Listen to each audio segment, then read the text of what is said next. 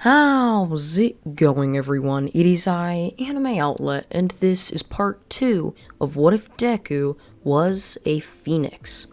And now, before we begin, I would just like to say I'm going to be responding to every single comment, so if you have any types of questions or what if suggestions you want me to read, please comment them down below.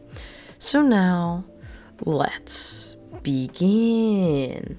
As Izuku would move around in shock, looking at the alleyway, with blood just thrown all around it, he would walk into it, seeing those blood murderous eyes staring directly at him. As Izuku would stare on towards them, he would continue looking around before he would end up seeing the mangled body of his brother, sitting there with his head just staring, fixated on the ground. Izuku would rush up to him, shaking him. Todoroki, what happened? Izuku would ask. However, there would be no response, as Todoroki would shakily lift up his head, before very slowly moving his finger, pointing it in the direction of that of Stain. As Todoroki would do this, Izuku's head would instantly turn, seeing Stain's eyes glaring at him, daring to interrupt his kill. As Izuku would be staring, he would instantly rush towards Stain, punching him right across the face. Stain would only smile. If it isn't another fake hero. I can't wait to kill you too, Stain would mutter to himself. Izuku would only stare towards him, just with a glare of his own. Izuku would rush towards him, using his wings, flying right by, slashing with his wings, causing a fiery wind to be sent right at Stain. However, this didn't bother Stain at all, so he would then appear right next to Izuku, slicing right through his arm, with a thin cut, causing blood to be scattered along his sword. Stain would jump back before licking the hot, lava-like blood, instantly burning Stain's tongue. Ah! What is this? Stain would mutter to himself. Izuku would only just laugh. My blood is as hot as lava. I can imagine it's probably burning through your sword by now. Your quirk is useless against me, Izuku would say to Stain. Stain would throw his burned and just dissolved sword away, as he wasn't going to be able to use that. Now, not having two swords, only having one, would rush towards Izuku. Izuku would instantly dodge before throwing up his hand, causing fire to be spewed out of it, causing the fire to engulf Stain entirely. Stain would fall to the ground from such immense heat. Izuku would then appear right behind him with his wings covering over Stain's body. I've had enough of you, Izuku would say, kicking Stain in the back, causing Stain's neck to launch backwards, breaking it. Stain would fall limply down to the floor with a thud. Izuku would then run over to his brother Todoroki, asking him if he's alright, with a no from Todoroki. It was clear that Todoroki wasn't alright at all. Izuku would ask Todoroki what he can do, as Todoroki would only just shake his head, pointing down to his phone, barely giving it to him, with Izuku calling 911 and his father. As his father would rush quickly there, getting and capturing Stain, taking him to the police office, while the ambulances arrived, taking Todoroki over towards UA, where they would then just be seen in Recovery Girl's office. As with Endeavor's vast pool of wealth and his popularity, he was able to get a room in Recovery Girl's office and hospital for Todoroki to be healed by Recovery Girl. So, with this, we now cut forward a week, as it is now time for the UA entrance exams. With Todoroki still healing, he would have to take the exams at a later date, or not take them at all. However, Izuku would be given just being able to take the selection exams, which were only given to kids that had a certain selection or were hand-picked out from a group of other kids, and because Izuku's father is Endeavor, he was of course picked out to be one of those kids, along with his brother Todoroki, but due to his injury, Todoroki wouldn't be able to take the exam. So as Suzuki would walk in, all of the students would already be there. Suzuki would sit down before being handed a test. Suzuki would instantly be getting started by it. Instantly, though, Izuku realized that the test was a lot harder than anything he had ever been given before, as this test was given to the selection kids, and these were harder tests because they were the select few that should be smarter, quicker, more powerful than everyone else. So Suzuki would pass it with ease, as he was still quite the smart child.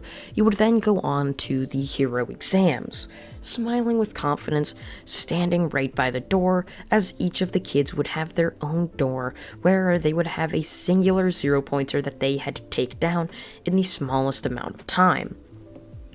As Izuku would be staring up at that 0-pointer, Suzuki would see the doors open, with Izuku rushing through the doors and walls, as he would see the 0-pointer once again. Izuku would rush towards the 0-pointer using his wings, as they would flap fluttering in the wind, causing Izuku to rush towards the 0-pointer.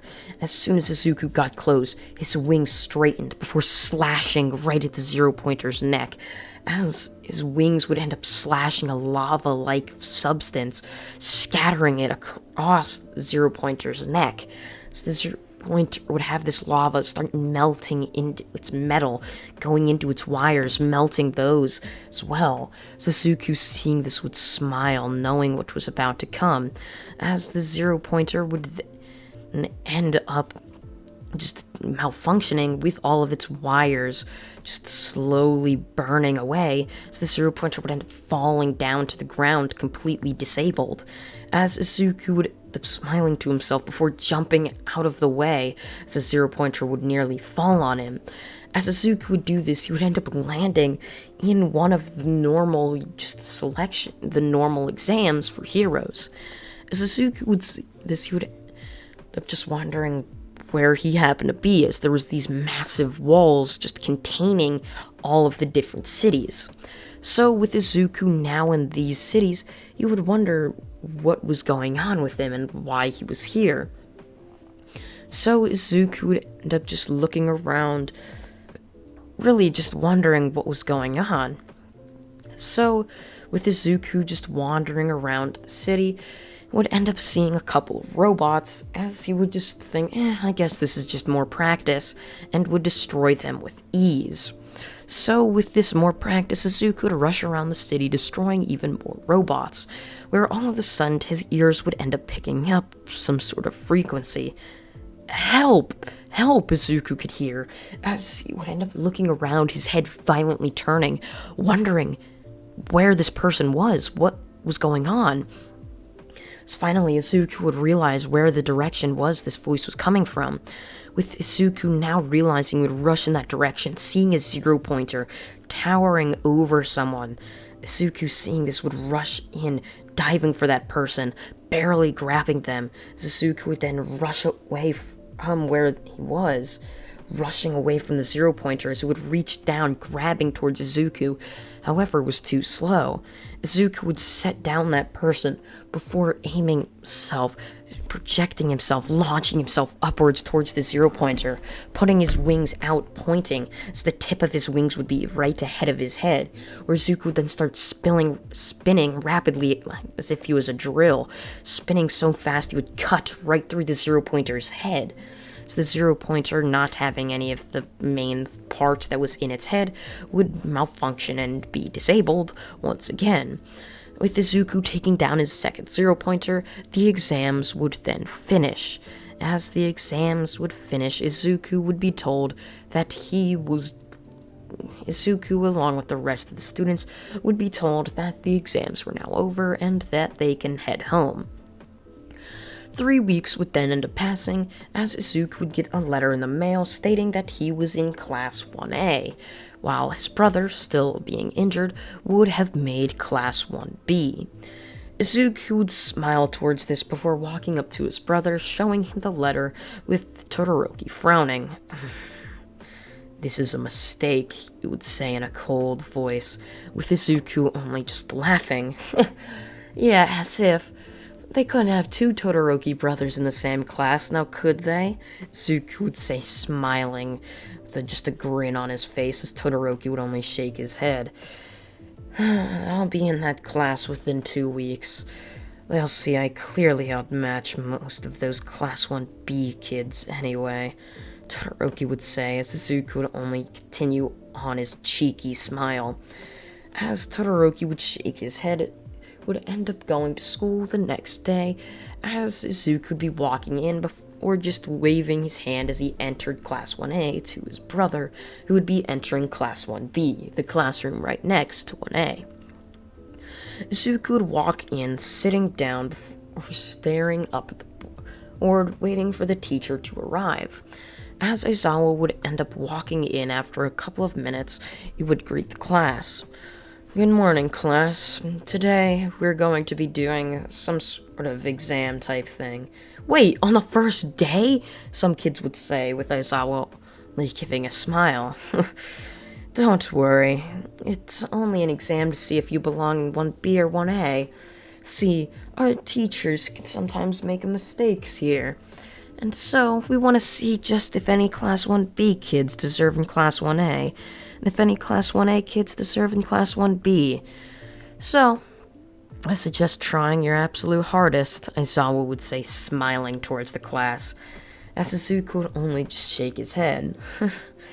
Well, Todoroki, here's your chance, Zuko would say to himself, as all of the students would end up walking down to the locker rooms, getting changed into their PE uniforms supplied to them by Aizawa, as they would then be walking onto an arena where Class 1B was already waiting for them. As Aizawa would end up arriving there, a little behind them, he would then end up explaining what they were going to be doing. So it's going to be Class 1A versus Class 1B. We're just going to be seeing if there's any standouts here, and if there is, they'll be moved up to Class 1A, and if there isn't, then all of his classmates will remain the same, Aizawa would say with a sad, cold, disheartened voice. As all of the students would nodding to this, the match would then begin, with all of the students rushing in towards their opponents, Bakugo and Izuku up in front, as Bakugo would smash in some of Class 1B's weaker members with his explosions, before Izuku would end up launching himself in with his fire wings, slashing people, burning them with the cut of his wing. As Zuko and Bakugo would then end up doing this, a massive iceberg would encapsulate most of Class 1A, as there stood Todoroki standing at the front of half of the already defeated Class 1B. I can't believe I got lumped in with these losers, Todoroki would mutter under his breath, before rushing in, slamming a fire fist right into Bakugo's face, causing him to be sent flying into the iceberg, shattering it. As Izuku would only smile, shaking his head. Oh, come on, Todoroki. We both know you belong there, don't we? Izuku would say, smiling on towards him. Todoroki would only shake his head before rushing towards Izuku, sending an iceberg which would be blocked by Izuku's wings. As Todoroki would stare on towards Izuku, he would rush towards him, going for a punch with a flame fist. However, Izuku would easily dodge this before smiling. Come on, Todoroki. You're not going to be able to land a hit on me, Zuko would say, continually dodging Todoroki's attacks before slamming both of his wings right into the face of Todoroki, giving him some semi-serious burns. As Todoroki would hold his face, putting some ice on either side. He would rush towards Zuko again, however the match would be interrupted. Stop! Alright, that's enough. Todoroki, you're in Class 1A. I'll find out who to move down. So, yeah, thanks for showing yourself that, I guess. Who to move down? So I would say, as we now cut to see Nezu's office in all of its glory. Alright, Nezu, like you said, Todoroki's gonna be in Class 1A. Now it's just decide who to move down to Class 1B. Oh, I've already decided that. Nezu, please, come on! I can't be moved down to Class 1B, there's no hotties there! And that is where part 2 of What If Deku Was a Phoenix comes to an end. I hope you all did enjoy it, and if you did, please consider subscribing, as it really does help this channel out, and you can even be notified when the other parts of this series do end up coming out. I thank you all for watching once again, and goodbye.